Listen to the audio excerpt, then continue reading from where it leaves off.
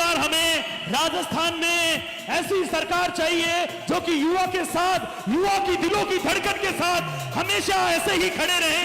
हमारे हनुमान बेनीवाल युवा धड़कनों की, दिलों की एक ऐसी ताकत, हमारे हनुमान बेनीवाल जो कि हमेशा उपस्थित रहते हैं, आम आदमी के लिए हमेशा साथ रहते हैं, हमेशा जुड़े रहते हैं। हनुमान बेनीवाल साहब, क्या बात है, जोरदार स्वागत वंदन, क्या बात है। तो एक बहुत ही प्यारी सी एंट्री हमारे बीच में हनुमान बेनीवाल साहब की, बहुत ही शानदार और जीत चुका, बहुत ही उत्साह के साथ उन्होंने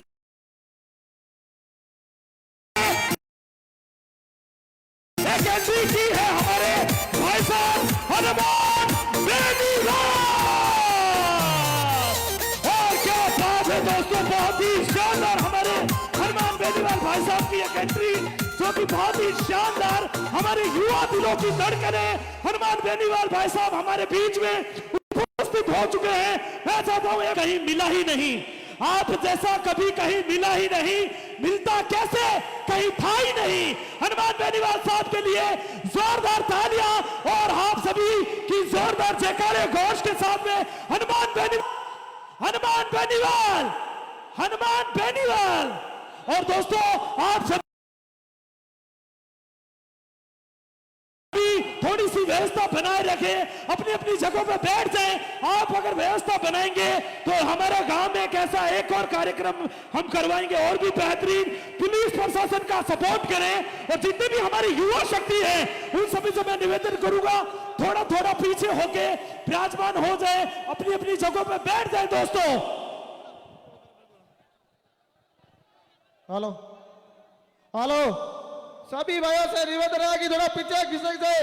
पाइपों के केबल लगा रखी, करंट वाली केबल लगा रखी है, हाथ जोड़ के निवेदन है थोड़ा पीछे बैठ जाए। दरिया बहुत लगा रखी है, थोड़ा सीधे सीधे बैठ जाइए, थोड़ा पीछे खिस के जाली लगा रखी है, थोड़ा पीछे, थोड़ा पीछे खिसक जाओ, आराम से बैठ जाओ, कोई दिक्कत नहीं है।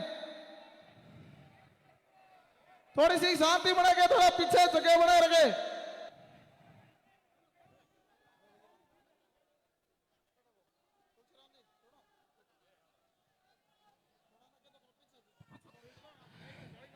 हनुमान बेनीवाल, क्या बात है दोस्तों। दोस्तों आप सभी थोड़ी सी, महाराज थोड़ा सा माइक का वॉल्यूम करें। दोस्तों आप सभी व्यवस्था बनाए रखें। जितने भी ये जो हमारे मेहमान हैं इन सभी से मैं निवेदन करूंगा, देखिए कि मेहमान जो हमारा होता है वो जान से प्यारा होता है। आज हमारे गांव में हमारे बीच में हनुमान बेनीवाल साहब हमारे मेहमान बन के आए हैं, तो आप सभी से मैं, जितनी भी युवा शक्ति है उन सभी से मैं निवेदन करूंगा आप अपने स्थान पर बैठ जाए। दोस्तों देखिए कार्यक्रम को बनाए रखें, आप सभी से मैं हाथ जोड़ के निवेदन करता हूं, आप सभी अपनी अपनी जगहों पे बैठ जाएं। क्या बात है दोस्तों, व्यवस्था बनाए रखें, आप सभी से मैं निवेदन करूंगा।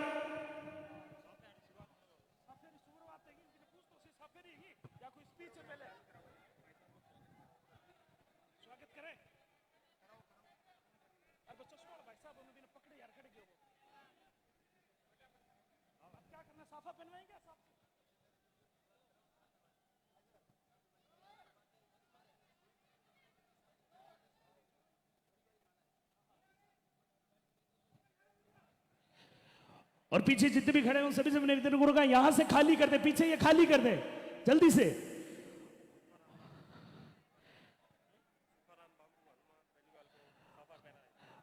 और मैं सुखाराम जी बाबू से निवेदन करूंगा कि एक बार खड़े हो जाएं। सुखाराम जी बाबू, सुखाराम जी बाबू, सुखाराम जी बाबू खड़े होके हमारे आदरणीय भाई साहब हनुमान जी बेनीवाल को साफा पहना के उनका सम्मान और आदरणीय करें। भाई साहब से मैं निवेदन करूंगा कि एक बार आप अगर खड़े हो जाएं। सुखाराम जी बाबू, क्या बात है, एक बार जोरदार तालियां। आए हाय, नेता हो तो ऐसा हो जो कि जमीन से जुड़ा हुआ हमारे बीच में।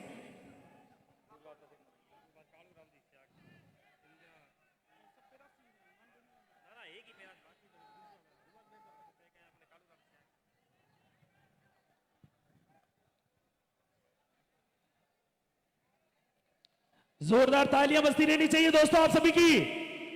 क्या बात है।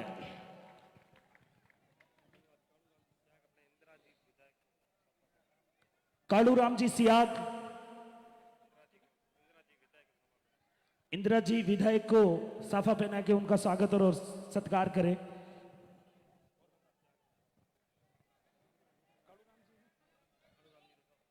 कालूराम जी,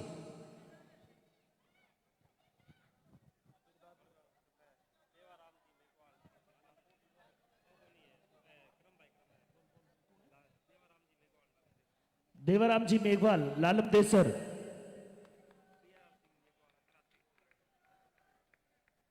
क्या बात है, जोरदार तालियां।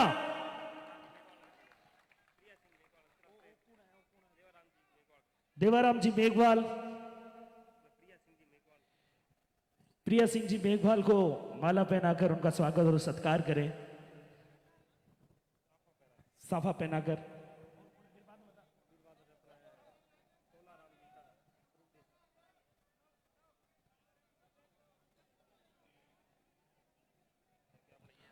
तोलाराम जी तल्ड, तोलाराम जी तल्ड, तोल जी। और देखिए जो पीछे खड़े हैं उन सभी से मैं निवेदन करूंगा भाई थोड़ा सा पीछे हो जाए, व्यवस्था को बनाए रखें। हमारे जीत भाई ने इतनी शानदार आप सभी के लिए व्यवस्था आयोजित की है तो उसका थोड़ा सा लुत्फ उठाएं, आनंद लें।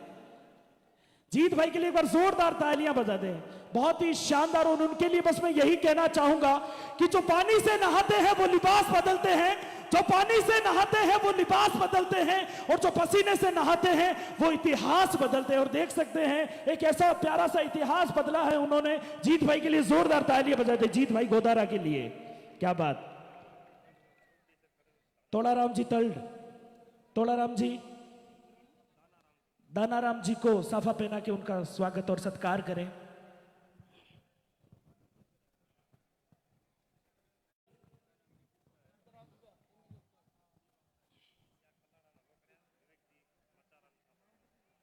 जगदीश जी स्याग,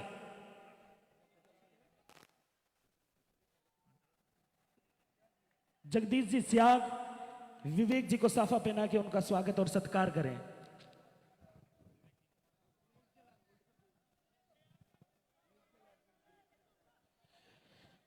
देखिए हमारी युवा शक्ति से मैं निवेदन करूंगा थोड़ी सी व्यवस्था को बनाए रखें दोस्तों।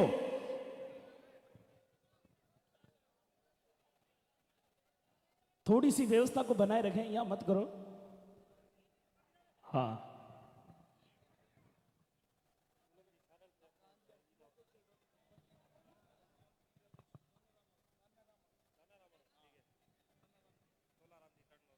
तोलाराम जी तल्ड,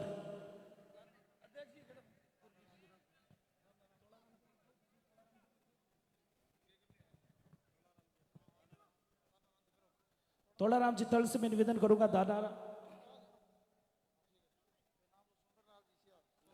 सुंदरलाल जी सियाग, दानाराम जी तल्ड का स्वागत और सत्कार करें।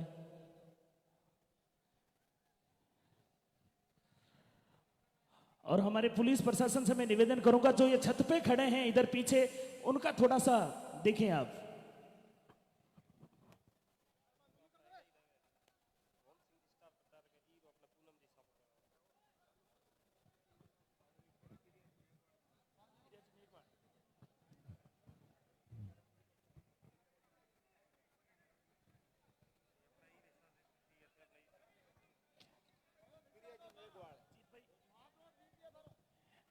देखिए आपसे निवेदन है कि नीचे आ जाइए, नीचे आके आनंद लें कार्यक्रम का।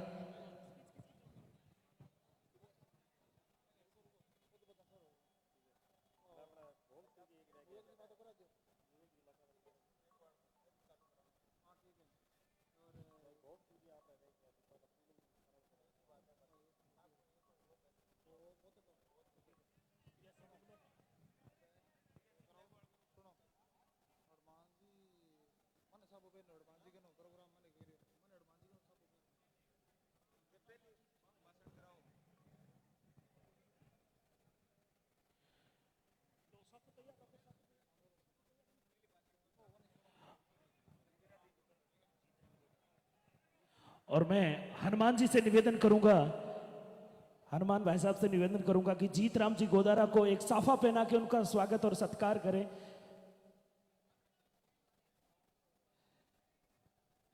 जीतराम जी गोदारा आगे आए। हनुमान जी बेनीवाल से निवेदन करूंगा कि उनको साफा पहना के उनका स्वागत और सत्कार करें। साफा।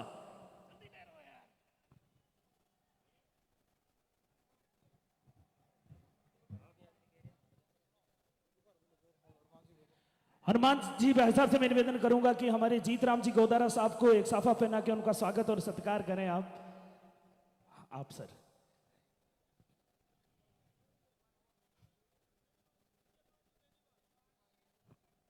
विजयपाल जी, विजयपाल,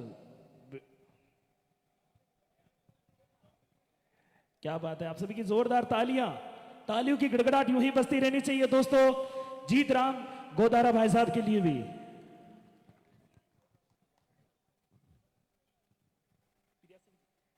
और दोस्तों अब मैं इनवाइट करने जा रहा हूं आप सभी की जोरदार तालियों के साथ में प्रिया सिंह जी मेघवाल को मैं चाहता हूं दो शब्द आपके। प्रिया जी के लिए जोरदार तालियां बजा दें आप सभी। ये भी हमारी युवा शक्ति है।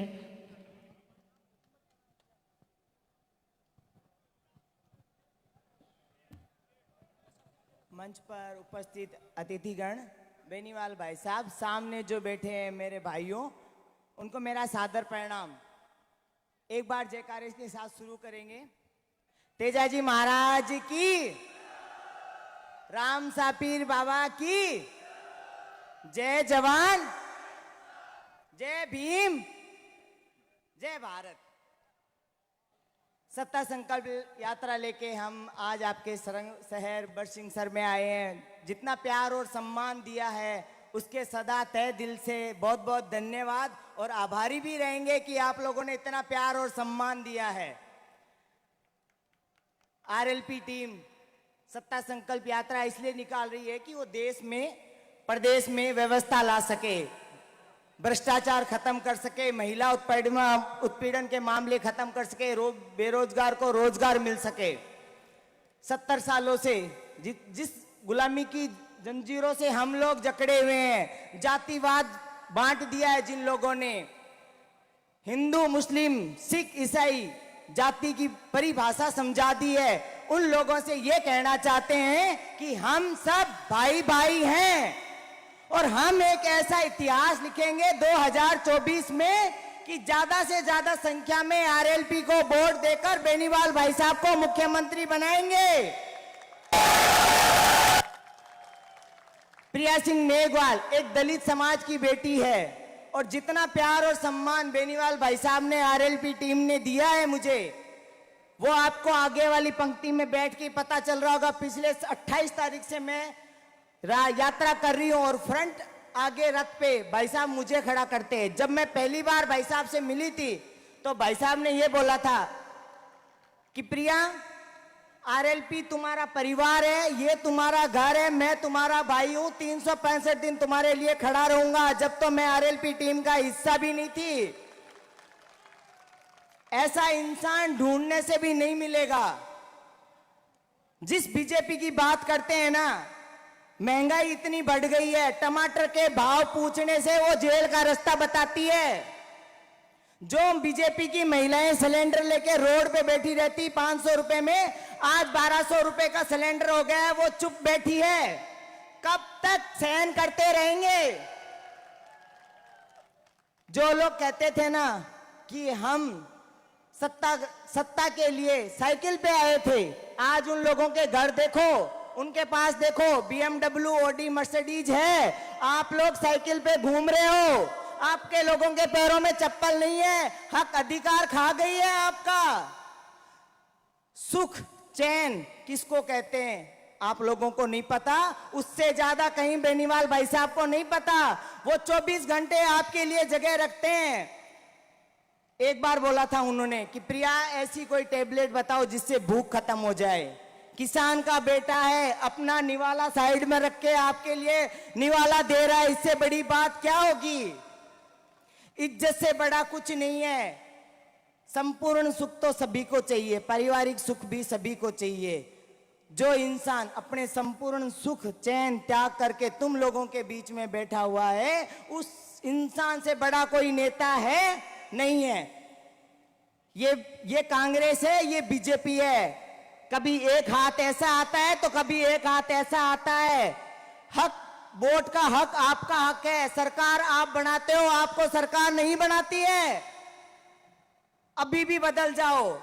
अपना एक वोट बहुत कीमती है, उसकी पहचान करो, हक अधिकारों की पहचान करो और इस बार अपनी बहन से वादा करो कि हम एक राजस्थान में नया इतिहास लिखेंगे और इस इतिहास का नाम होगा आरएलपी, हनुमान बेनीवाल हमारा मुख्यमंत्री।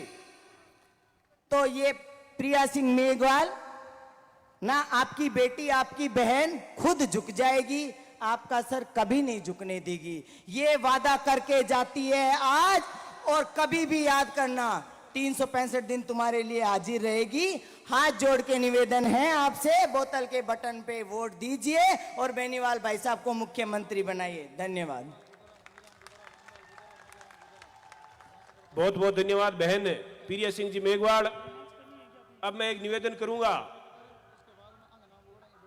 सदैव लंबे समय से दलितों के लिए, पीड़ितों के लिए, शोषितों के लिए संघर्ष करने वाले मेघवाल समाज के हमारे जिले के बड़े नेता शिवदान जी मेघवाल आज हमारी पार्टी का दामन थाम रहे। जोरदार तालियों के इनके स्वागत करें। मैं हनुमान जी से निवेदन करूंगा आज इस धरा पर इनका दुपट्टा पहनाकर पार्टी के अंदर ज्वाइनिंग का स्वागत करें, ज्वाइनिंग करें।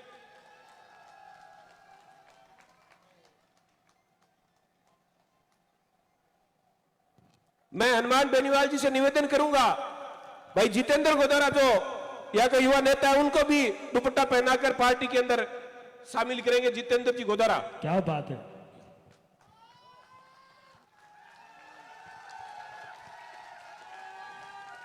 युवा दिलों की धड़कन हमारे।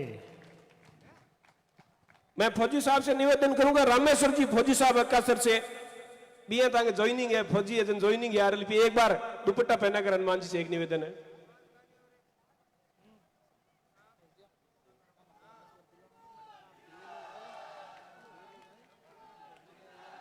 इमरताराम जी सियाग स्वरूप देसर से।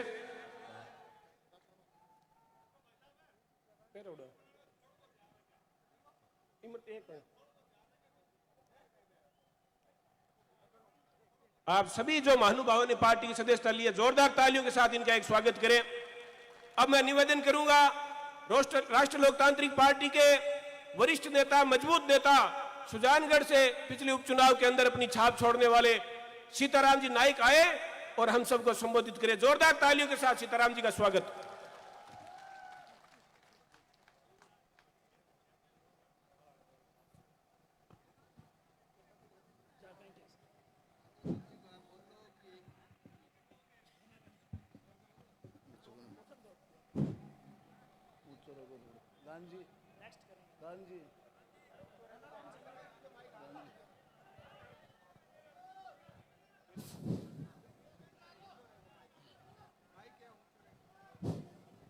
भारत माता की, राष्ट्रीय लोकतांत्रिक पार्टी जिंदाबाद, हनुमान बेनीवाल जिंदाबाद, बलवीर तेजाजी महाराज की, बोले रामसा पीर की, बोलो गुगाजी महाराज की, बोलो जगदम्बा भवानी की, बोलो बाबूजी महाराज की, बोलो बालाजी महाराज की, बोलो ख्वाजा साहब की, बोलो 984 सिद्धा की, बोलो 33 करोड़ देवी देवता की।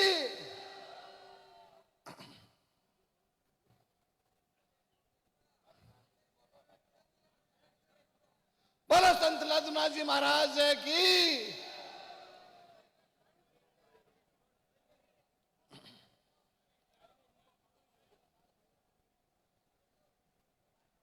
आज आपके गांव बरसिंहपुरा, बरसिंहसर में राष्ट्रीय लोकतांत्रिक पार्टी की सत्ता संकल्प यात्रा लेकर के बरसिंहसर हम पहुंचे।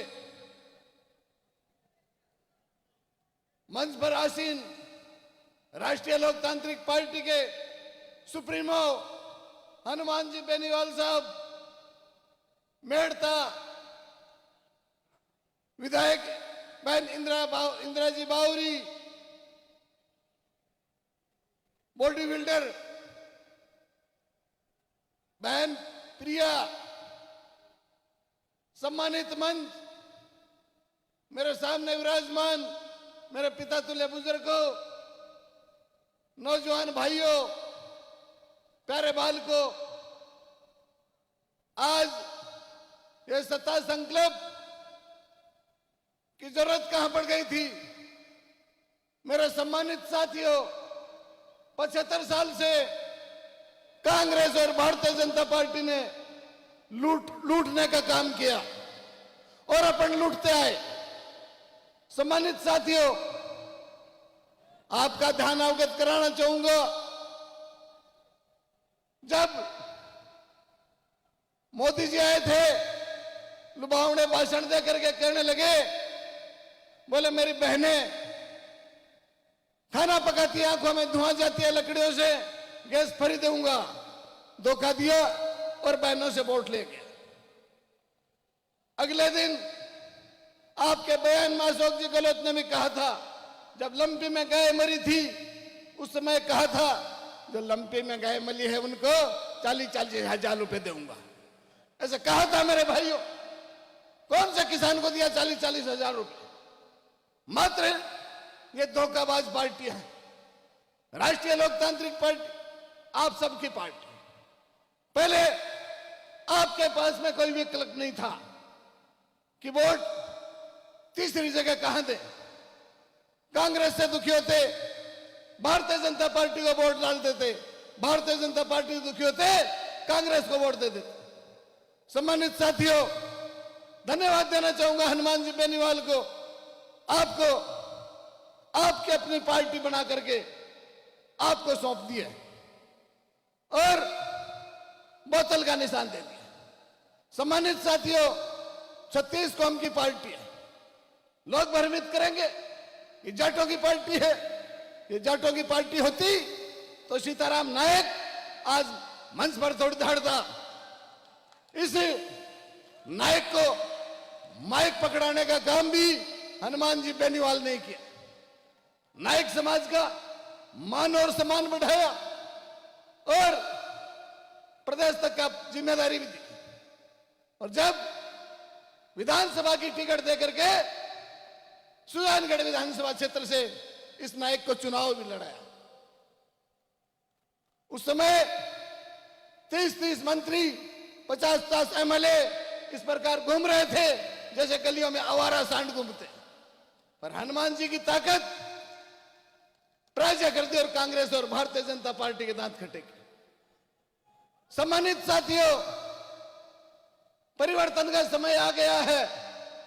आप ध्यान रखते हुए राष्ट्रीय लोकतांत्रिक पार्टी के हाथ मजबूत करो। 36 कौम के बीच में हमारे हनुमान जी भाई साहब सबका काम करते हैं।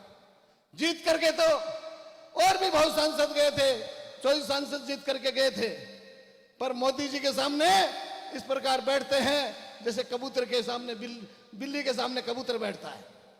और ये हनुमान जी बेनीवाल जिन्होंने शेरनी का दूध पिया, वो दौड़ते हैं शेर की भांति और 36 कौम की आवाज उठाते हैं। मेरे भाई, आज हमारे 3 विधायक राष्ट्रीय लोकतांत्रिक पार्टी के हैं, वो 36 कौम के लिए सबकी आवाज उठाते हैं। सम्मानित साथियों, ये सभी समाजों का सम्मान करती है राष्ट्रीय लोकतांत्रिक पार्टी। आप सबकी पार्टी है, आपकी अपनी पार्टी। इसलिए सभी मेरे सम्मानित भाइयों से कहना चाहूंगा कि अब जो चुनाव का विकल्प बच चुका, जो 25 तारीख को 25 नवंबर को जो चुनाव होंगे, उस चुनाव में बोतल का निशान याद रखते हुए हनुमान जी भाई साहब के हाथ मजबूत करो और राजस्थान की सरकार पर कब्जा करो। आपका कब्जा होगा, किसान का कब्जा होगा, दलित का कब्जा होगा। आज हम सब कोई भी सुरक्षित नहीं है मेरे भाइयों। आप राष्ट्रीय लोकतांत्रिक पार्टी की सरकार बनाओगे, खुशहाल राजस्थान बनेगा, हरा भरा राजस्थान बनेगा।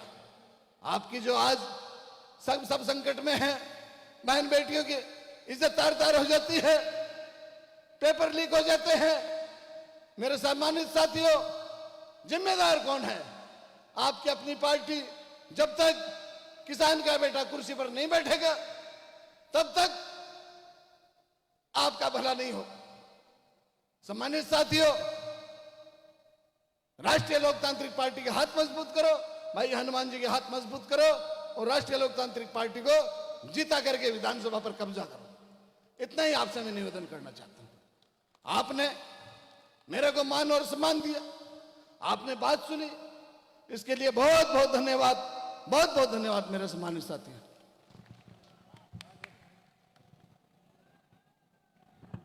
बहुत बहुत धन्यवाद आदरणीय सीताराम जी नाइक साहब।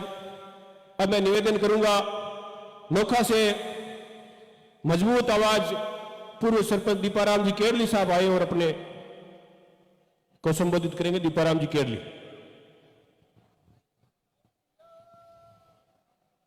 राष्ट्रीय लोकतांत्रिक पार्टी के सुप्रीमो हनुमान जी बेनीवाल साहब, साथ में मेड़ता के इंदिरा जी बावरी और बॉडी बिल्डर प्रति चंद्रा नाम धांतर जाना ही कोनी, और सुजान गढ़ू चुनालुड़ा सीताराम जी और विजयपाल जी गोदारा जी, विवेक माचरा जी और तोड़ाराम जी, पूर्व सरपंच स्वरूप सर और बरसिंह सर के भाइयों और बहनों और गांव के जवान। देखो भाई, राष्ट्रीय लोकतांत्रिक पार्टी है वो व्यवस्था परिवर्तन की ओर चल पड़ी है। तो ये वास्ते सत्ता परिवर्तन की ओर चल पड़ी है, तो सत्ता परिवर्तन जरूरी हो गया। सत्ता परिवर्तन या तो चौधरी देवीलाल जी करी हरियाणा करी, पूरे हिंदुस्तान में सबसे पहले आगे बोलिया अगला प्रधानमंत्री वीपी सिंह होगा। यह सत्ता परिवर्तन लोकतांत्रिक पार्टी के हनुमान जी बेनीवाल ने करी है, और हनुमान जी बेनीवाल के मुकाबले कोई मैं एड़ा आदमी कौन देखिया। हालांकि मेरो खेत गांव मेरा वोट लिस्ट क्यों सर पंचायत में है, मेरा छोटो भाई बटी रहे, मैं आने पूरी तरह जानू, आरे पिताजी ने भी जान, तो बहुत मजबूत आदमी है हनुमान जी। देखो हनुमान जी मेरे बहुत काम पड़िया है। आरपीसी में आरएस रो इंटरव्यू हुए और दिल्ली आईएएस को इंटरव्यू हुए, बीरमा में हनुमान जी ने काम लिया है। हनुमान जी रो टेलीफोन चालता ही आरएस बन गया और आईएएस बन गया। कई तरह की बड़ी बड़ी नौकरियां मतलब स्वीकार करी। हनुमान जी ने कई काम और पढ़िया। मेरे आईजी और एसपी हूँ, हनुमान जी डायरेक्ट चाहे बीकानेर आईजी और चाहे नागौर हो चाहे जोधपुर हो, पूरा सारो काम हनुमान जी कह जू गए। इस वास्ते भाई सत्ता परिवर्तन करनो है जना। तो देखो देवीलाल जी हिंदुस्तान में निकलिया जो हनुमान जी निकल गया, सत्ता परिवर्तन कर दो। इस वास्ते देवीलाल जी सत्ता परिवर्तन करियो जना पूरे हिंदुस्तान में राज दिगाए और पेंशन 100 रुपया बटू चालू हुई जगह 1000 रुपया पेंशन पूरे हिंदुस्तान में चालू हुई।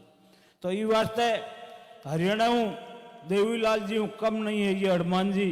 ये वास्ते सत्य परिवर्तन करना जरूरी है।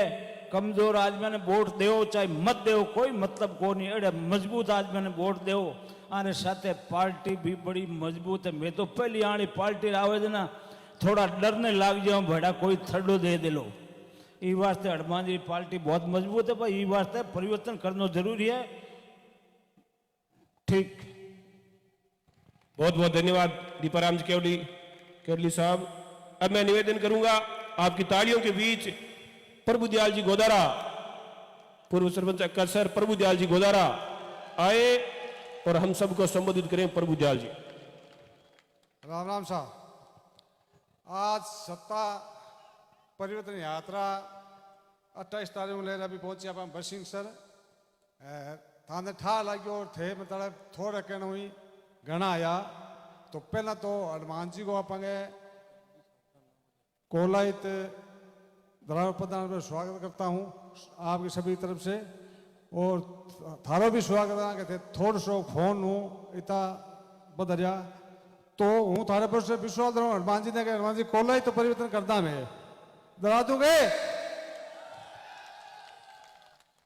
अब सब जनता तो वोटर सब तैयार बन कई मारे बूढ़ा बूढ़ा सब आदमी अबे क्या ठगावे आने भूत बतावे कि देवसी जी जिलो भाई आपा के देवसी बोल के फर्क है भाई कि फर्क है के वो थारा हामी को भुगत होगी मेरे जैसी मेहनत करनी करी कहानी मन मन बख्शियो कोनी तो थारो भी नंबर लाग ही तो मौको है समझो मजबूत आदमी हनुमान जी पूछ डालो बाकी ठोकी तो भाई मना कोई 70 साल पूछ जा ठोकी जा थेबल ठोकी जिया विशेष पूछ मेरा एक निवेदन है कहते 70 साल चौराने दे दिया चौराने लुचा ने आए कम थारी बच्ची की जी उम्र है कि माने दे दो मैं गणी को मांगा था 25 तारीख का वोट कर दिया और धर पोता ने बीन कह दिया आदमी ने वोट करना है परिवर्तन हो जी 100% बाकी जो आप काम हुई और करियो तो था छानो को नहीं एक खाली रोड बनाई भी विकास बतावे बिना सीतो करियो के हर घरे बजरी आई है बजरी का 7,000 रुपया लिया है 7 जगह तो आप रिपेयर आपने ठगिया है 4-5 बार होटल खरीद लिया अवेला खरीद ली 35 रुपये का जमीन मोल ले ली तो आप तो भाई बिकी है मांग मोल ली है तो का तो चंदो आप अगर चुनाव लड़े हो अब मैं कही गया चुनाव लड़ो का रुपया कौन नहीं रुपया पहुंची ने भी कौन नहीं आप लड़े हो कौन लड़े हो तो थे आगे जो कैंडिडेट आए भी चुनाव लड़ा दो तो चाहे कोई आवे मंजूर है के पक्की बात बता दिया नहीं तो ना कहे और बोल रही जी लोग थाने ठगन आई ठगोर आई कोई कहे देव सिंह जीते कोई कहे ये जीते ही कोनी थाने एक शौकन खानी है कि मेरे घर आल पे आके से ही दूसरे नंबर आके से मेरे बूथ हूँ तीसरे मेरे गांव आ काटना पच आगे आगे आपके पहला हो तो घर आके काटने आलपी ने पहलो कदम है आदमी मारे घर आके रही या कौन है पचे बूथ पचे गांव पचे तहसील राम राम सर बहुत बहुत धन्यवाद प्रभु जी आपने जो बातें कही है निश्चित तौर पर आज की भीड़ नौजवान किसानों की ताकत देकर लग रहा है कि आपने एक सीढ़ी पार कर लिया है अब फाइट के अंदर आरएलपी वर्सेज है और इसको जीतने के लिए ये 1 महीने की ताकत आपको लगानी है निश्चित तौर पर यहां पर बोतल का चुनाव चिन्ह बड़ी मजबूती के साथ आगे बढ़ेगा मैं निवेदन करूंगा शिवदान जी मेघवाल से आए और अपनी वाणी से हमें अनुग्रहित करें शिवदान जी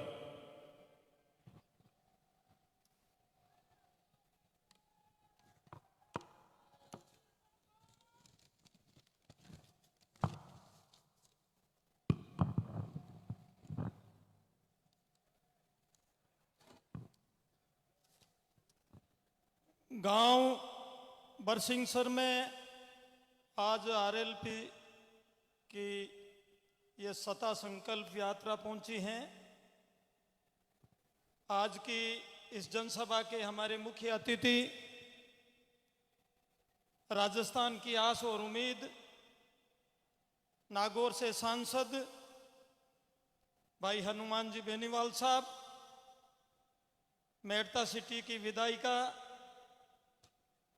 इंदिरा जी बावरी, सीताराम जी नाइक, प्रिया सिंह मेघवाल जी, आपके चहेते प्रभुदयाल जी गोदारा, भाई विजयपाल जी बेनीवाल, डॉक्टर विवेक जी माचरा साहब, दानाराम जी गिंटाला जिलाध्यक्ष हैं हमारे पार्टी के, कालूराम जी दिख नहीं रहे हैं, कालूराम जी भी बहुत मेहनती हैं। अच्छा, कालूराम जी बैठे हैं। सरपंच साहब दीपाराम जी चौधरी केड़ली, जाना माना चेहरा है इस जिले का और बहुत वर्षों तक आप नोखा के किंग मेकर रहे हैं। दीपाराम जी, तालियों के साथ स्वागत करें। सरपंच साहब तोलाराम जी सियाग क्यों सियागांव को गांव में मेरे सियागांव की चिड़ी उड़ी है। और लालम देसर मगरा के पूनम जी आज धोती में आए हैं सियाग और सारण सोरी मेरे सियाग चढ़ी गया सारण लिखियोड़ो मेरे सारण लिखियोड़ो है। तो ये सियागों का बेल्ट है साहब। अरे गोदारा को गांव है लेकिन आसे पास सियाग भी है। तो साथियों, आज शिवदान मेघवाल हनुमान जी बेनीवाल साहब के साथ राजस्थान में कंधे से कंधा मिला के पार्टी को मजबूत करने का काम करेगा। बहुत से साथी मुझे जान रहे हैं, जानते हैं, लेकिन जो नौजवान साथी हैं हो सकता मुझे ना पहचाने। थोड़ा सा मेरा छोटा सा मैं परिचय दे दूं। मैं सिविल इंजीनियर हूं और कांसीराम जी के साथ लग के राजस्थान में बहुजन समाज पार्टी को खड़ा किया। मैं उस पार्टी का प्रदेश का महासचिव रहा, फिर मैं पार्टी का युवा मोर्चे का प्रदेश अध्यक्ष रहा, फिर मैं ऑर्गेनाइजर सेक्रेटरी स्टेट रहा, और मायावती जी जब तीसरी बार मुख्यमंत्री थी उत्तर प्रदेश की तो शिवदान मेघवाल राजस्थान का प्रदेश अध्यक्ष था। मैं संगठन का आदमी हूं। राजस्थान में बहुजन समाज पार्टी को खड़ा करने वाला इंसान आज आपके सामने मुखातिब है, और मैं उम्मीद करता हूं मेरा जो समय बचा है, मेरा जोश और जज्बा है, अब बेनीवाल जी साहब के साथ रहेगा। साथियों, किसान आंदोलन के दौरान बहुत से साथियों को पता है, बेनीवाल साहब, मैंने 1 साल तक कचहरी परिसर बीकानेर पे धरना दिया था। जब मोदी जी ने 3 कृषि बिल लोकसभा में पारित किए, हम लोगों ने विरोध बाहर किया सड़कों पे, और भारत के किसान कौम के पहले सांसद थे हनुमान बेनीवाल जी, जिन्होंने संसद में विरोध करके मोदी जी का विरोध किया था, और आप काफिला लेके शाजापुर बॉर्डर पे गए थे। साथियों, अभी चुनाव का वक्त है। हम लोगों को बहुत सोच समझकर कि आने वाली नस्लें हमारी गुलाम ना बने, राजनीतिक गुलाम ना बने, तो आज हमारे बीच में राजस्थान में मान्यता प्राप्त पार्टी, बहुत मुश्किल से मान्यता प्राप्त होती है साथियों, राजस्थान में राजस्थान की पार्टी आरएलपी पहली पार्टी है जो मान्यता प्राप्त कर पाई है साथियों, पहली पार्टी है। ये आपका घर है। मुझे आने में बेनीवाल साहब थोड़ी सी देर हो गई, मेरे भी कुछ परिस्थितियां ऐसी बनी और मुझे निर्णय लेने में थोड़ा सा समय लगा, उसके लिए मैं माफी चाहता हूं। कचहरी में जब हमारा धरना चल रहा था दीपाराम जी, तो एक दिन 5-7 ऊंट गाड़े जा रहे थे, तो मैंने ऊंट गाड़ों को रोका, उनको खड़ा कर दिया। तो सीआईडी वाले आके मेरे से पूछते हैं कि शिवदान जी आज क्या प्रोग्राम है। ऊंट खड़े खड़े मींगने कर गए, तो मैं सीआईडी वाला ने कियो जिया ऊंट मींगना करिया नहीं बिया काम बिया मोदी जी ने मींगना करा दिया भारत रा किसान, और मानो प्रोग्राम भी वही है, मानो प्रोग्राम भी वही है। इसलिए साथियों, हनुमान बेनीवाल जी ने आपको एक राजनीतिक प्लेटफॉर्म बना के दिया है, राजनीतिक प्लेटफॉर्म बना के दिया है।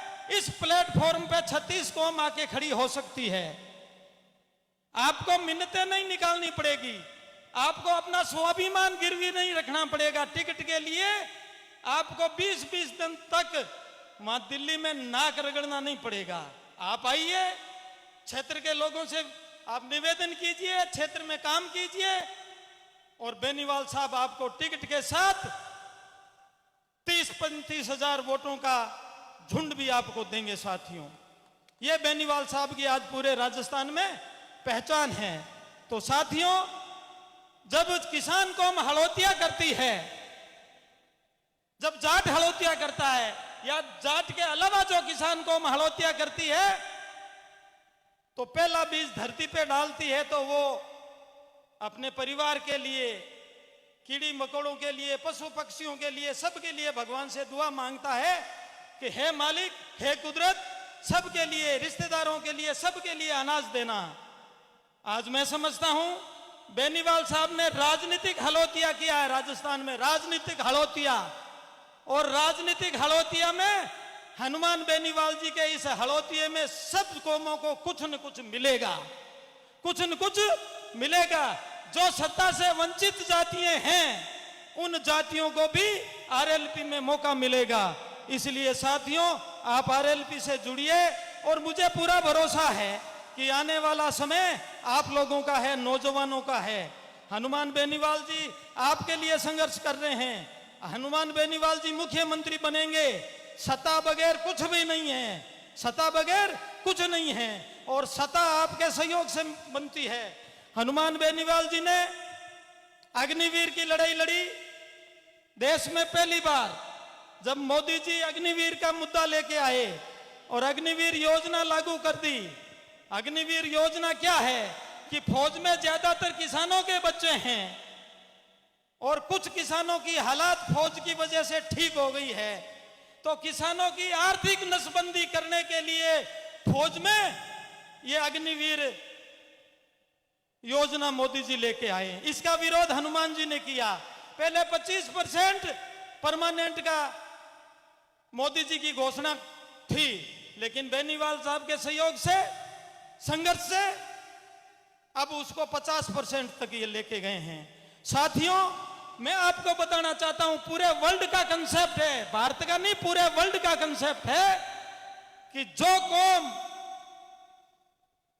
अंधेरे उजाले अपने खेत की रक्षा कर सकती है, सीम की रक्षा कर सकती है, उन्हीं कौमों के बच्चे फौज में भर्ती होते हैं। जो केएम रोड पे दुकानें करते हैं उनके बच्चे फौज में भर्ती नहीं होते हैं। बच्चे भर्ती फौज में किसके होते हैं? हमारे होते हैं, किसानों के होते हैं। तो मोदी जी को वो अच्छा नहीं लगा। क्यों नहीं अच्छा लगा? कि किसान आंदोलन के दौरान मोदी जी किसानों पर सैनिक कार्यवाही करवाना चाहते थे, लेकिन फौज में किसानों के बच्चे हैं। मोदी जी को लगा कि फौज में विद्रोह हो सकता है अगर किसानों पे कोई आक्रमण करवा दिया तो फिर योजना बनाई कि इस किसान कौम के बच्चों को फौज से बाहर कैसे धकेला जाए, तो ये अग्निवीर योजना लेके आए। इसलिए साथियों, इस अग्निवीर योजना का पुरजोर विरोध हनुमान बेनीवाल जी ने किया और हम कंधे से कंधा मिला के इनके साथ लड़ाई लड़ेंगे साथियों। इसलिए साथियों, मैं बात ज्यादा लंबी ना करते हुए आप लोगों से गुजारिश करता हूं कि आने वाला जो चुनाव है 25 तारीख को वोट पड़ेंगे नवंबर को, आप अपना अमूल्य वोट आपके क्षेत्र से, चाहे प्रभु जी गोदारा लड़े, चाहे प्रभु जी और हनुमान बेनीवाल साहब या पूरी टीम आरएलपी की, जिसको उम्मीदवार बनाए, आप सभी का फर्ज बनता है कि आप बोतल के निशान पे बटन दबा के यहां से आरएलपी का उम्मीदवार जिताएंगे। हाथ खड़े करके बताओ, आपको ये मंजूर? मंजूर। साथियों, बेनीवाल साहब आधा मिनट और लूंगा मैं। अभी 4-5 दिन पहले मेरा धरना चल रहा है कोर्ट परिसर पर। आज बेनीवाल साहब ने वो धरना मेरा खत्म करवाया। टाइम्स ऑफ इंडिया के पत्रकार आए और मेरे से पूछने लगे कि बीकानेर में राजनीतिक परिदृश्य कैसा रहेगा चुनाव का। तो मैंने कहा गहलोत सरकार जब से अल्पमत में आई है, यहां के मंत्री और एमएलए उस क्षेत्र के मुख्यमंत्री हो गए हैं। पूरे जिले में 3 मंत्री हैं, तो 2 ने तो जमीनें खोद के बेच दी, बॉर्डर तक को भी नहीं छोड़ा। बिजली में बड़ा घपला किया। मैंने कहा वो 2 मंत्री हैं, नाम आप जान गए होंगे। तो मैंने कहा एक तीसरा मंत्री और है, तो उन्होंने क्या खोदा? मैंने कहा उन्होंने शहर के चारों तरफ कब्जे करवाए हैं, क्योंकि शहर में खोदने के लिए कुछ बचा ही नहीं था। तो उन्होंने शहर में भूमाफियों को पनपा के कब्जे करवाए हैं। ये गहलोत सरकार की हकीकत है साथियों। इसलिए साथियों, इस सरकार में माफिया पनपे हैं, और अगर आप हनुमान बेनीवाल जी को मुख्यमंत्री देखना चाहते हैं, अपने उम्मीदवार जिताइए और इन माफियों से निजात पाइए। मैं शिवदान मेघवाल आपसे रजा चाहता हूं। आखिर में एक बात कह के कि वक्त पे बरसा कतरा है काफी, वक्त पे बरसा कतरा है काफी, सूख गई खेती तो बरसा किस काम का। जय भीम, जय भारत, जय जवान, जय संविधान, जय किसान। ओके, बहुत बहुत धन्यवाद शिवदान जी मेघवाल साहब। अब मैं निवेदन करूंगा मेड़ता से हमारी लोक लाडली विधायिका इंदिरा जी बावरी, जोरदार तालियों के साथ इनका स्वागत करें, सत्कार करें इंदिरा जी बावरी। इससे पहले मैं निवेदन करूंगा अजीम खान जी, आप कहीं बीच के अंदर है, पूर्व सरपंच जज्जू, आप मंच पर आए। अजीम खान जी। राम राम सा। बोला तेजाजी महाराज की, बोला राम सा पीर की, बोला चामुंडा माता की, बोला बजरंग बली की। आज सत्ता संकल्प यात्रा में आपके बीच में सबके लाडला और 36 कौम की बात उठाने वाला नागौर के सांसद हनुमान जी बेनीवाल साहब, सीताराम जी नाइक, प्रिया जी और सभी सरपंच और सम्मानित मंच और सामने विराजमान सभी हमारे पिता तुल्य बुजुर्गों, नौजवान साथियों, वैसे वोट आप लोग हमेशा ही दो और सपोर्ट भी दो, पर आज ने एक बात आपने बतानी चाहूं कि पहले तो मैं भी कौन जानता राजनीति का ही है, पर 5 साल के महीने जो हनुमान बेनीवाल जी का संघर्ष और प्रयास देखा कि किसान गरीब दलित के साथ में कोई अत्याचार हो रहा है तो उनके साथ में खड़ा आपको हनुमान बेनीवाल मिलता है और आरएलपी पार्टी के कार्यकर्ता मिलता है। तो मैं आप सबसे निवेदन करना चाहती हूं कि आप लोग 36 कौम का लोग एक बार आप आज सोच लो कि आने वाली टाइम किसान का बेटा की होनी चाहिए। कई लोग बोल रहे हैं कि आज जाटों की पार्टी है, तो मैं तो आपने एक बात बताऊं कि आज जो मंच है आप देख रहे हो 36 कौम का लोग विराजमान है, कोई जाटों की पार्टी नहीं है। तो विधानसभा का चुनाव था, 36 कौम को टिकट भी दिया और चुनाव भी लड़ाया। जीत हार तो कर्मा की बात है, पर जो गरीब दलित किसान की सेवा करे और हमेशा आपके बीच में कंधा से कंधा मिला के आपकी बात सुने और आपके बीच में आवे, इनका नेता आप चुनो। एक हनुमान बेनीवाल जी मजबूत नेता है और मजबूत नेता के साथ में लड़ाई कर सके, ये डर वाला नेता नहीं है। तो मैं तो आप वही चाहूं कि एक बार आरएलपी पार्टी को वोट दे के देखो कि आपके तो अटा मंत्री जी भी है, पर मैं सोचूं मंत्री जी ज्यादा ही काम हनुमान बेनीवाल जी आपके बीच में कराई और जनता के बीच में हमेशा 24 घंटा खड़ा मिले। और आज आप देखो रात और दिन, ये आप ही कौन सोचे कि रात का देवे दिन का देवे, ये सिर्फ आई सोचे कि किसान को हक किसान ने किया मिले। तो मैं आप सब हाथ जोड़ो ही निवेदन है कि आप लोग अब की बार वोट की चोट मोतल का निशान माथे बटन दबाई और भारी मतों आप जीता जो, चाहे कोई भी प्रत्याशी रहे, तो आपने आई सोचनी है कि हनुमान बेनीवाल जी खड़ा है और आपने वोट देना है। धन्यवाद, राम राम। बहुत बहुत धन्यवाद मेड़ता विधायक इंदिरा जी बावरी जी। अब मैं निवेदन करूंगा जेठाराम जी पटवारी जी, फुसाराम जी, सुमेर सिंह जी, आप अम्बासर से हमारे बीच हैं, मंच पर आए। राष्ट्रीय लोकतांत्रिक पार्टी परिवार में आपका स्वागत है, यहां पर आए मंच पर। अब मैं निवेदन करूंगा नौजवानों की टीम जो बड़ी माला के साथ हनुमान बेनीवाल जी का स्वागत करने जा रही है, बाबूलाल जी गोदारा, मुनीराम जी गोदारा, रामलाल जी बम्बू, मग्गाराम जी गोदारा, श्री कृष्ण जी गोदारा, हुकुमाराम जी गोदारा, आप जल्दी आए। श्याम सुंदर जी गोदारा, महावीर जी गोदारा, सही राम जी कड़वासरा, ये नौजवानों की टीम, इनके द्वारा बड़ी माला से स्वागत किया जा रहा है हनुमान बेनीवाल जी का। आपसे आग्रह है।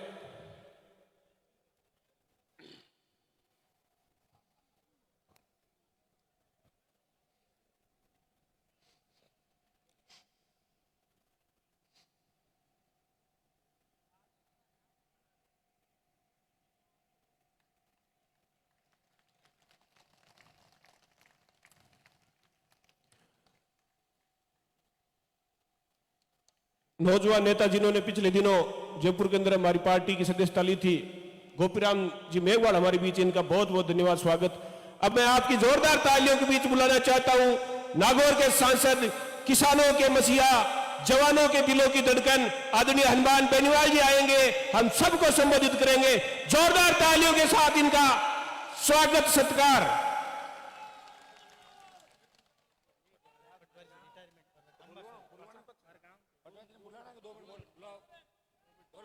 जेठाराम जी, रिटायर्ड पटवारी जी 2 शब्द कहेंगे।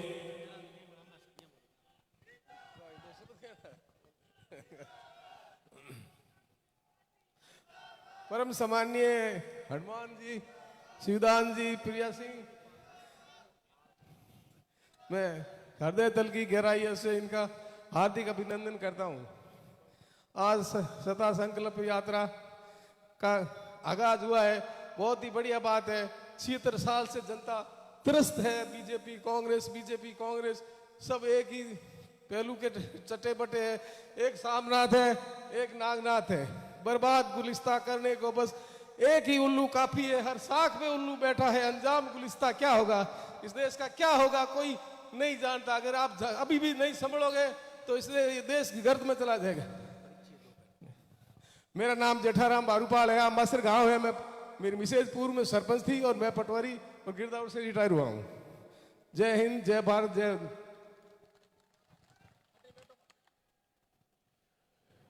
मैं पुनः निवेदन करूंगा आदरणीय हमारे नेता हनुमान बेनीवाल जी का एक बार पुनः जोरदार तालियों के साथ इस बासी बरसिंह सर की पावन धरा पर हनुमान बेनीवाल जी।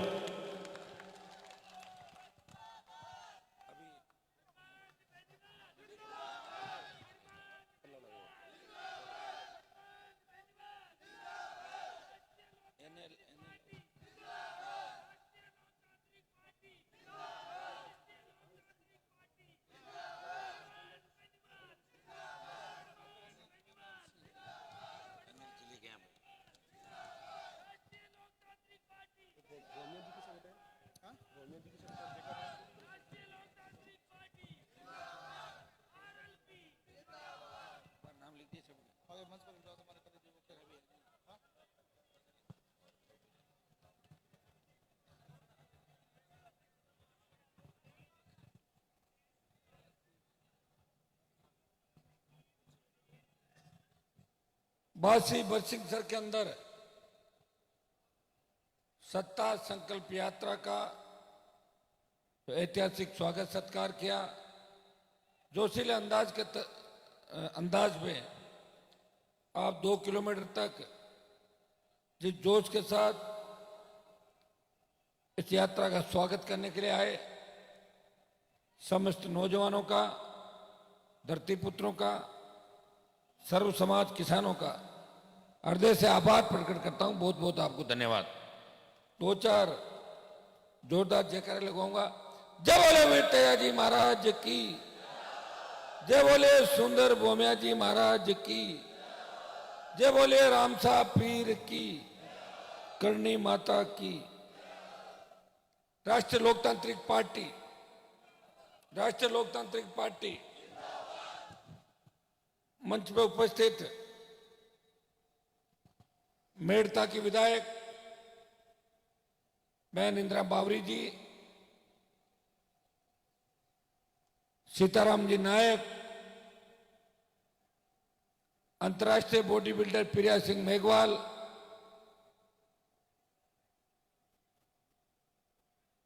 हमारे नोखा से किसान नेता सरपंच दीपाराम जी, यहां कोलाइट में और बीकानेर में माफियाओं के खिलाफ लंबी लड़ाई लड़ी प्रभु जी गोदारा साहब, भाई विजयपाल बेनीवाल, जिला अध्यक्ष दानाराम जी, डॉक्टर विवेक मात्रा जी, सुंदरलाल जी सियाग बासी, तोड़ाराम जी तर्ड, स्वरूप देसर, जगदीश जी सियाग पलाना, कालू जी सियाग बासी, चेतन राम जी सियाग बासी, प्रभु जी चौहान बासी, मनीराम जी गोदारा, बाबूलाल जी गोदारा, जीतू भाई जीतराम गोदारा जो नौजवान नेता हैं यहाँ के, मेहनत करी खूब, और हमारे जेठाराम जी मेघवाल साहब, सम्मानित मंच बोलते तो सम्मानित मंच, उपस्थित मौजूद बुजुर्गों, नौजवान साथियों, प्यारे बच्चों, कोलाइट के अंदर जब मैं बजरी माफिया के खिलाफ लड़ाई लड़ रहा था,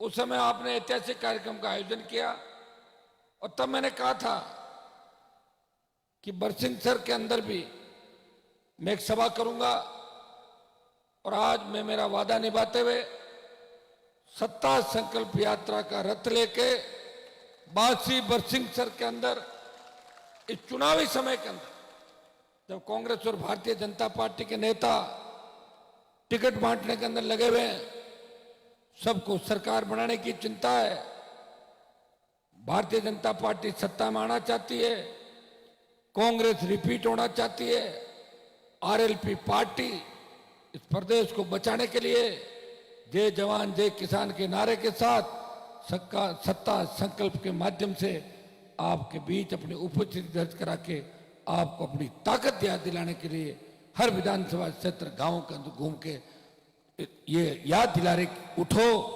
सत्ता का संकल्प लेके निकलो और व्यवस्था को बदल दो। ये सत्ता संकल्प यात्रा है। सत्ता का संकल्प लेके जब तक नहीं निकलेंगे तब तक व्यवस्था नहीं बदलेगी।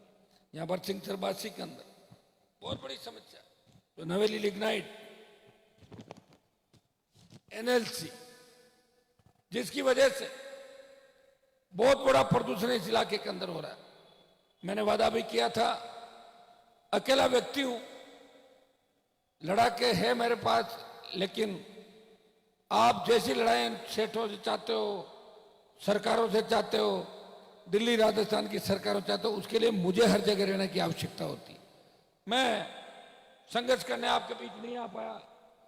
वैसे देश की सबसे बड़ी पंचायत के अंदर हमेशा इन बड़ी कंपनियों के खिलाफ मैं ये हमेशा कहता हूं कि स्थानीय लोगों को 80% रोजगार मिले, ये कानून बनना चाहिए विधानसभा और लोकसभा के अंदर। और सीएसआर फंड, मैं जिन कमेटियों के अंदर मेंबर हूं लोकसभा की, हमेशा सीएसआर फंड की बात उठाता हूं। दुर्भाग्य से सीएसआर फंड के अंदर गुंडागर्दी चलती है। जो ताकतवर होता है वो सीएसआर फंड को अपने इलाके में ले जाता है, और जो कमजोर होता है वो सीएसआर फंड को अपने इलाके में खर्च नहीं कर पाता।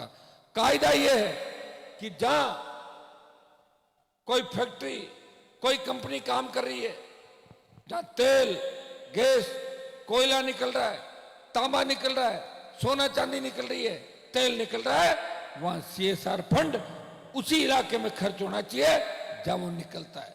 लेकिन दुर्भाग्य से यहां के नेताओं में दम नहीं, और सारा सीएसआर फंड दूसरी जगह चला गया। और मुझे तो लगता है सीएसआर फंड खर्च भी नहीं हुआ होगा। कहने को थोड़ा सा कोई खर्च करा दिया कंपनी वालों ने नेताओं को राजी करने के लिए। नेताओं को कौन सा इतना ज्ञान है, कौन सा नॉलेज है नेताओं के पास इतना? सारे अधिकारी सरकारें चलाते हैं, सारे ब्यूरोक्रेट्स सरकार चलाते हैं, नेताओं को तो पता ही नहीं। नेताओं के पास जाओगे तो एक ही बताएंगे कि भाई कानून से काम करेंगे। कानून है नहीं, पढ़ा क्या तुमने? कानून में क्या लिखा? कब पढ़ा था कानून? जाओगे तो कहेंगे नियम में होगा तो हो जाएगा, बिना नियम क्या तुमने बनाए? अरे अपने आप होने वाला काम तो अपने आप ही हो जाएगा। नहीं होने वाला है तभी तो लोग तुम्हारे दरवाजे पर आए। वो कैसे हो, वो देखो, उसका रास्ता निकालो, लोगों को राहत दो। ये काम नेता यहां नहीं करते। अब आपके नागौर और यहां भी देख लो कितना फर्क है। मैं नागौर में हूं, आपके यहां बिजली वाले सीट भरते तो हल्ला मचा देते हो आप लोग। मेरे वहां दौड़ दौड़ के किसान कहते आजा सीट भर ले, तेरी हिम्मत है तो। वो आगे भाग जाते हैं एन जैन कि सीट नहीं भरेंगे। उनको पता है सीट भर के कागज खराब करने से कोई फायदा नहीं, सीट फाड़ देगा। हनुमान के बाद फोन आते सीट फट जाएगी। आपके यहाँ बिजली के बिल भरते होंगे, मेरे वहां नहीं भरते किसान, भरते ही नहीं, आदत ही नहीं होती। मैं चाहता हूं फ्री बिजली मिले किसानों, घरेलू उपभोक्ताओं को आधी दर पर बिजली मिले। और मैं ऐसे ही नहीं कह रहा हूं, मैं ऐसे ही नहीं कह रहा हूं, क्योंकि बिजली आपका अधिकार है। राजस्थान बिजली उत्पादन करने वाले राज्यों के अंदर आगामी कुछ सालों के अंदर नंबर 1 हो जाएगा देश के अंदर, जो बिजली का उत्पादन भी करेगा और बिजली बाहर भी भेजेगा। इतनी बड़ी विंड सोलर एनर्जी के बाद जितनी भी हमारी उत्पादन की इकाइयां, वो सबसे ज्यादा बिजली पैदावार करती है। तो फिर किसानों से किस बात के पैसे ले रहे हो? फ्री बिजली दो राजस्थान के किसान को, घरेलू उपभोक्ता को आधी दर पे बिजली दो, और ये बिजली के थाने खत्म करो। क्यों डरा रहे हो किसानों को? थाने के अंदर मुकदमा करते हो, किसान को चोर साबित करते हो, सीट भी भरते हो और पैसा भी वसूल कर रहे हो। आप देखिए कौन सा कानून है और किसने बनाया? इन्हीं सरकारों ने, चाहे कांग्रेस थी चाहे भारतीय जनता पार्टी थी। कर्जे के बोझ के तरह किसान आत्महत्या कर रहा है। अगर देश में कर्ज माफी के आंदोलन को किसी ने हवा दी तो नागौर में 2016 की जो हुंकार रैली थी, जिसमें 5 लाख किसान जवान आए थे, और बाड़मेर की जब हुंकार भरी, मध्य प्रदेश मंदसौर में बड़ा आंदोलन चला किसानों का, और उससे नागौर बाड़मेर से प्रेरित होके, बीकानेर से प्रेरित होके सीने पे गोलियां खा के किसानों ने शहादत दी। और देश में एक बात चली कि किसानों का कर्जा माफ होना चाहिए। ये बात अगर किसी ने चलाई तो नागौर के सांसद ने इस कर्ज माफी के आंदोलन को देश के अंदर हवा दी। तभी तो राहुल गांधी बोले कि कर्जा माफ कर दूंगा, और बीजेपी वाले बोले हम कर देंगे। उससे पहले नहीं बोलते थे। अगर बात चली है तो कर्जा माफ भी होगा, समय लग सकता है।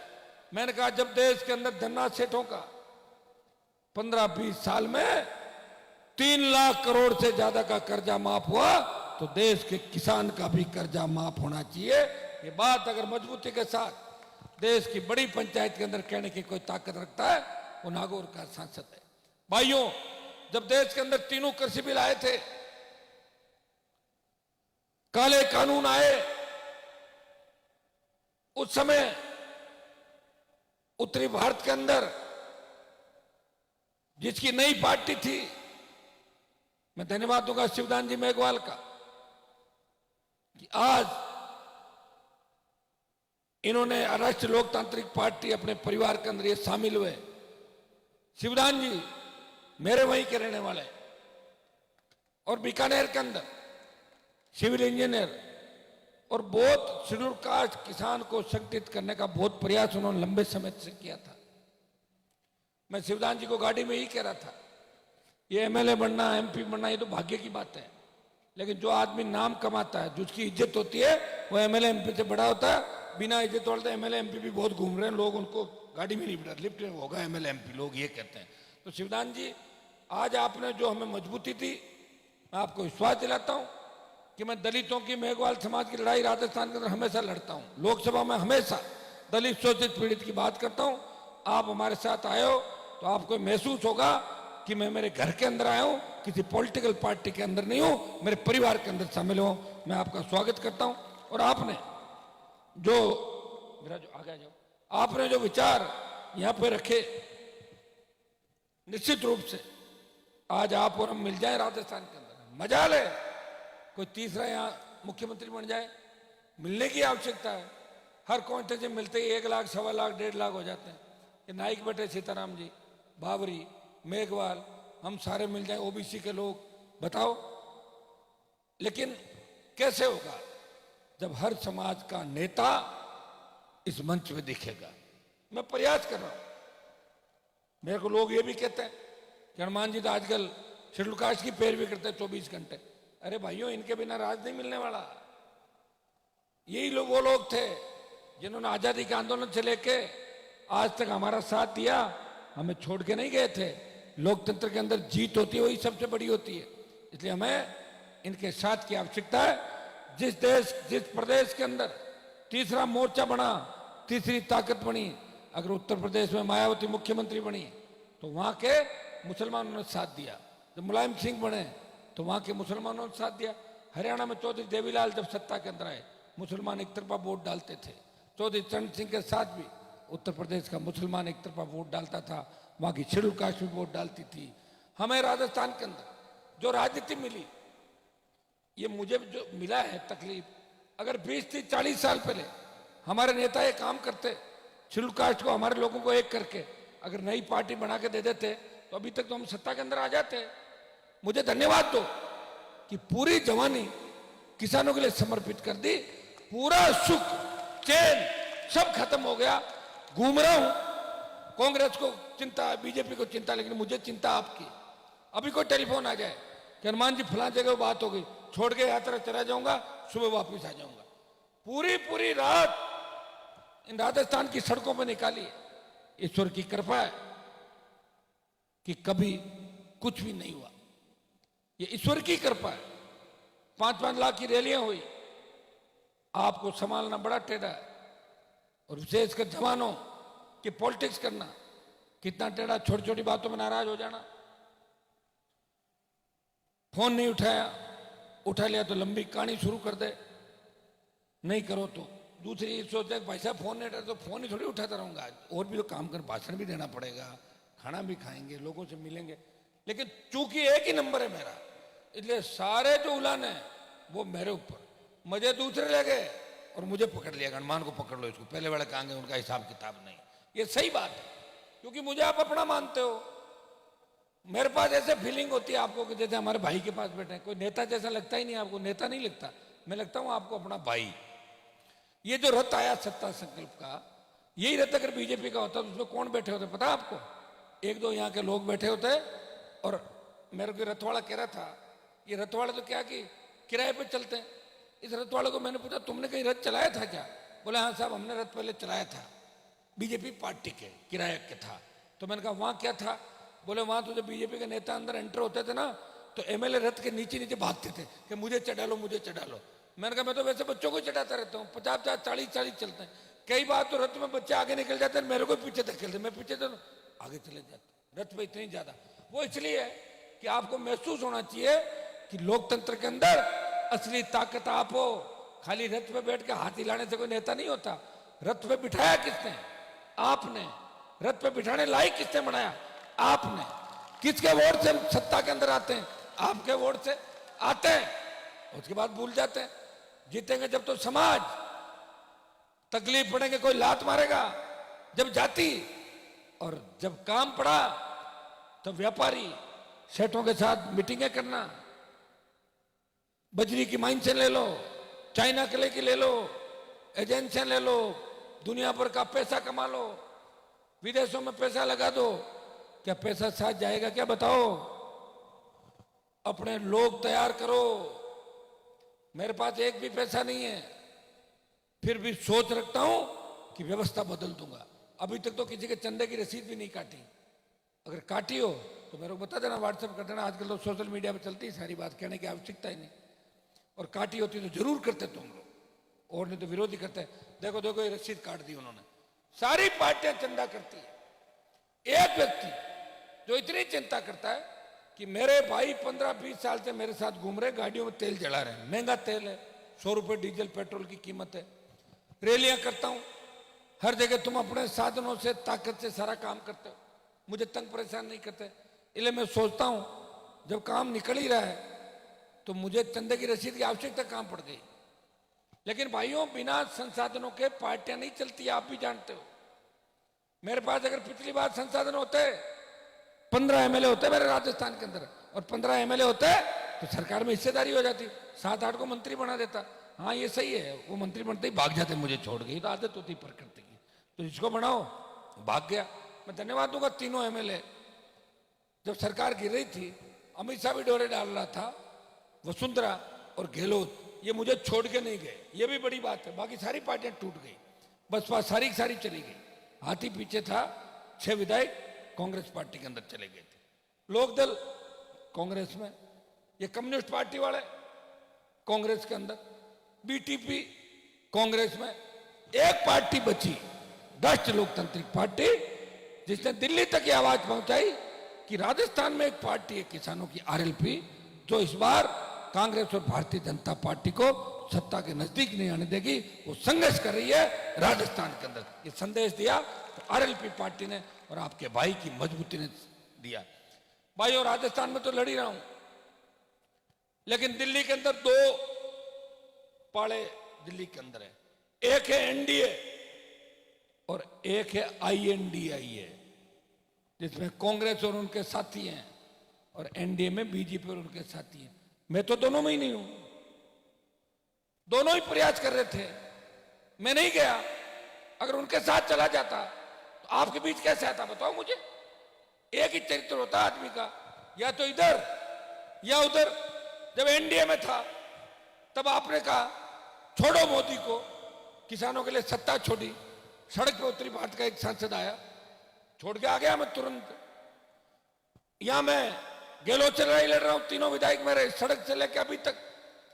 और दिल्ली में अगर राजस्थान के हितों की कोई पैरोकारी करता है, पंजाब हरियाणा जब राजस्थान को आंख दिखाता है, ईआरसीपी की बात हो, सेना को ठेके पे दे दिया, मेरे छोटे भाइयों के मान सम्मान की बात हो, अग्निपथ को वापस करने की बात हो, तो नागौर का सांसद देश के जवान किसान की लड़ाई लड़ रहा है, वो राजस्थान को न्याय दिलाने की लड़ाई लड़ रहा है। और किसान कौम की मजबूती की बात आते ही लोकसभा के अंदर सारे सांसदों की नजरें पड़ जाती है कि ये मुद्दा आ गया तो हनुमान जी तो पक्के ही खड़े होंगे, ये किसान और जवान का मामला। मैं तो मान सम्मान बढ़ा रहा हूं आपका पार्लियामेंट के अंदर। कब मैं गया, 5 साल हो गए, 2 साल कोविड में चले गए।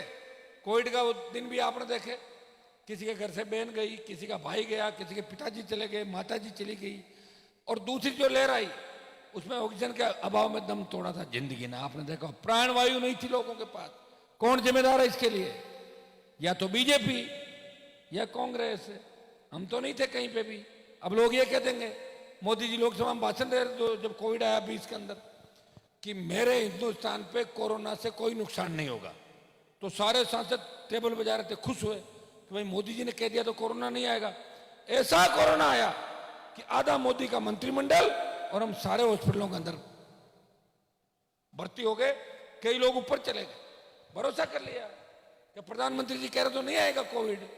2 महीने लोकसभा चलाई, सारे रास्ते खुले हुए थे, इंटरनेशनल फ्लाइटों पर रोक नहीं लगाई। बोले रिकॉर्ड बना रहे हैं कि हमने कोविड में लोकसभा चली। ये कौन सा रिकॉर्ड हुआ बताओ मुझे? कोविड के अंदर तो ध्यान ही रखना था। बर्बाद कर दिया इस देश को। और सामने पाड़ा कहां भाई? कांग्रेस पार्टी है। एक तरफ पप्पू है और दूसरी तरफ गप्पू है। एक पहले रेडियो चलता था शिवदान जी, और एक रेडियो, पुराने जमाने में रेडियो सुनते थे लोग, बोले ये रेडियो गप्पिस्तान है, अब गप गजट सुनो। तो ये तो गप्पिस्तान हो गया बीजेपी वाला रेडियो, और ये दूसरे वाला पप्पू, और ये पप्पू एंड पार्टी हो गई। इनका पता ही नहीं ये क्या तो बोलते हैं, क्या कहते हैं, क्या इनकी बॉडी लैंग्वेज है। आप 5 मिनट अगर राहुल गांधी को देखोगे तो आप खुद ही हंसने लग जाओगे, ऐसी हरकत देखते ही करने लग जाए। तभी तो लोगों ने पप्पू नाम दिया। पप्पू का मतलब पप्पू है, सीधा, कोई दिक्कत नहीं, इससे कोई खतरा नहीं। नहीं तो कोई खतरा है और न कुछ कर सकता है, ये पप्पू नाम दे दिया। प्रदेश में आपने देखा होगा, अशोक गहलोत घोषणाओं पे घोषणा कर रहे हैं। इतनी घोषणाएं कर दी कि टेंडर नहीं हुए सड़कों के, अटक गए, आचार संहिता लग गई, सारा पैसा रहे। अब कहां से बनाओगे बताओ मुझे? इतने बड़े एड, इतनी घोषणाएं, फाइनेंस में अटक गई जाके सारी की सारी। एक काम किया गहलोत जी ने कि इनके जो मंत्री थे, महेश जोशी, जिनका बेटा बलात्कार का आरोपी, बचा लिया उसको। बोले कुछ नहीं होने दूंगा, मेरा आदमी जब सरकार गिरी थी मेरे साथ था, बलात्कार करेगा कौन रोकने वाला इनको? बताओ आप। शांति धारीवाल ये बयान देता है कि प्रदेश में बलात्कार ज्यादा हो रहा है। मंत्री जी बोला होंगे, ये मर्दों का प्रदेश है। ये भी कांग्रेस के मंत्रियों के बयान। नावा का मेंदर, बेगू का विदोड़ी, मलिंगा, जोरीलाल, जिनके बेटे परिवार हत्या, लूट और गंभीर मारपीटों में शामिल है, और सारे मुख्यमंत्री के करीबी है। और दूसरा मुख्यमंत्री का पाड़ा क्या कर रहा है आपने देखा होगा, चले गए, वापिस आ गए, फिर जा रहे हैं, फिर वापिस आ गए, और उसी मुख्यमंत्री की छतरी के नीचे बैठ के कांग्रेस के टिकट बांट रहे हैं और कह रहे हैं कि हमने किसानों की लड़ाई लड़ी। प्रदेश में 6 संघ चुनाव बंद हुए, मेरा संगठन नहीं है राजस्थान के अंदर, कांग्रेस का संगठन है, नहीं इश्यू आई, और बीजेपी का विद्यार्थी परिषद है। लेकिन जब छात्रों को मायूस देखा, मैंने कहा मायूस क्यों हो रहे हो? बोले भाई साहब एक बार आप आ जाओ। मुझे पता था कि एक बार मैं जाऊंगा तो पूरा 1.5 महीना मेरा लेके ही दम लेंगे, घुमाएंगे मुझे राजस्थान के। गया, उनकी लड़ाई लड़ी, 8 रैली करी राजस्थान के अंदर, बीकानेर भी आया था। जयपुर में जब रैली करी उसमें छात्र तो आए नहीं, आरएलपी के कार्यकर्ता जरूर सारे के सारे आए थे। 2.5 घंटे बारिश के अंदर बच्चों के साथ भीगता हुआ आपने देखा होगा कि एक व्यक्ति जो 2.5 घंटे अपने छोटे भाइयों के साथ भीग रहा है, कि कहीं ऐसा नहीं हो ये जाके कह दे कि हनुमान जी तो दूसरे तिरपाल में चले गए थे और हमें भीगने के लिए छोड़ दिया था। ऐसा कहां नेता तुम्हें मिलेगा बताओ मुझे, जो हर वक्त तुम्हारी चिंता करता है। सात संघ चुनाव के माध्यम से नए नेता बने, लोगों की समझ में नहीं है ये कहानी पूरी। भाइयों, प्रदेश के अंदर बजरी माफिया का जब आतंक था, खौफ था, बीजेपी कांग्रेस उसकी जेब में थी, उसको फुर किया, भगाया नागौर के सांसद ने। यहाँ जो घटनाएं घटित हुई 5 साल के अंदर, चाहे पेपर लीक, आरपीएससी, माध्यमिक शिक्षा बोर्ड, जिनकी इज्जत थी वो तार तार होती हुई आपने देखी होगी। लड़ाई कौन लड़ रहा था? नागौर का सांसद। ये 5 साल नहीं, पिछले 5 साल, उससे पिछले 5 साल लगातार इस किसान कौम के लिए, जब किसान के बेटों के सीने पे गोलियां बरसा रहे थे अपराधी और वसुंधरा उनकी मदद कर रही थी उन अपराधियों की, तब एक ही व्यक्ति बोल रहा था, वो नागौर का सांसद था जो किसान कौम की रक्षा के लिए सड़क से लेकर सदन तक लड़ता उन हार्डकोर अपराधियों से। मैं आपको विश्वास दिलाता हूं कि आने वाला समय आपका है, थोड़ी हिम्मत आपको रखनी होगी। कोलाइट के अंदर इस बार अगर आप मजबूती रखें तो आरएलपी का उम्मीदवार की गिनती 40,000 वोट से शुरू होगी। आरएलपी की चिन्ह की गिनती है 40,000 वोट से। अब जाति पाति मत देखना आप, ठीक है ना? आप एक तो कैंडिडेट की जाति से आपको क्या करना है, जीत से करना है जाति से? जाति तो मैं हूं ना, इधर देख लो ना मेरी, और कहीं मेरी पसंद नहीं हो तो जिस कैंडिडेट है उसकी देख लेना। एक आदमी बोला साहब आप ठीक नहीं हो, वो कैंडिडेट बोले वो अच्छा तो उसको वोट दे दो। एक जगह बोले साहब कैंडिडेट ठीक नहीं है, मैं आप अच्छे हो तो दे दो मुझे, चिन्ह तो मेरा ही भाई, कैसे एडजस्ट कर लो। ये बैठे ना ये सारे समाज सारे के सारे। अब की बार अगर कोलाइट में आप चाहोगे तो आरएलपी का विधायक बन सकता है। खाजूवाड़ा के अंदर आरएलपी जीत सकती है, डूंगरगढ़ में आरएलपी जीत सकती है, लूणकरणसर क्षेत्र के अंदर आरएलपी जीत सकती है। मैं तो कह रहा हूं मजबूती अगर हो तो शहर में भी एंट्री मार सकते हो, सिटी के अंदर भी। लोग दोनों पार्टियों से दुखी है, लोग इस मिलाजुली के गठबंधन से दुखी है। जब गहलोत का यह बयान आता है कि मेरी सरकार वसुंधरा ने बचाई, और जब वसुंधरा कहती है कि गहलोत साहब मेरे विश्वविद्यालय और कॉलेज के जमाने के दोस्त हैं, ये बोलती है वसुंधरा, तब लोगों को तकलीफ होती है। ये क्या है, मिलाजुली का खेल है? और ये सही है। इन दोनों की मित्रता यूनिवर्सिटी कॉलेज में पढ़ते समय से दोस्ती वो आज तक निभा रहे हैं दोनों लोग। ये इस राजस्थान को किस तरह बेवकूफ बनाना, किस तरह की बात करना और किस तरह एक दूसरे की मदद करना, ये स्थिति राजस्थान के अंदर है। इसलिए अपनी ताकत को पहचानो। सत्ता संकल्प के माध्यम से जो मैं आपके बीच आया हूं, मुझे आशीर्वाद दें। सोशल मीडिया के माध्यम से, सोशल मीडिया में तो आप आगे चल ही रहे हो, सोशल मीडिया के साथ साथ हर नौजवान ये तय करे कि मुझे 10 वोट जोड़ने हैं। सर्व समाज के वोट जो आप ये क्यों मान के चलते हो? हर जाति में अच्छे लोग होते हैं और हर जाति में बुरे लोग भी होते हैं। मैं कह रहा हूं कि हर जाति राजस्थान में बदलाव चाहती है। बैठ के उनको मोटिवेट करो, उनसे बात करो, उनको समझाओ कि ये हमारे सपनों का राजस्थान जो आज इसकी दुर्दशा हुई, इसकी दशा हुई, कहां हम अपराध में 1 नंबर पे आ गए, कहां हमारे किसान जवान की जो दुर्दशा है, कौन हमारी रखवाली करेगा, कौन हमारे लिए लड़ेगा? हमें बदलाव चाहिए। डिग्री से पहले रोजगार, कर्ज मुक्त किसान, फ्री बिजली, टोल मुक्त राजस्थान, सशक्त लोकायुक्त, खेत खेत सिंचाई का पानी और 80% स्थानीय इकाइयों में रोजगार, इसको लेके जो लड़ेगा हम उसके साथ हैं। अगर ये बात जवानों को समझाओगे तो निश्चित रूप से जवानों की बात समझ में भी आ जाएगी। आप सब ने ऐतिहासिक कार्यक्रम का आयोजन किया, मजबूती दिखाई, उसके लिए धन्यवाद।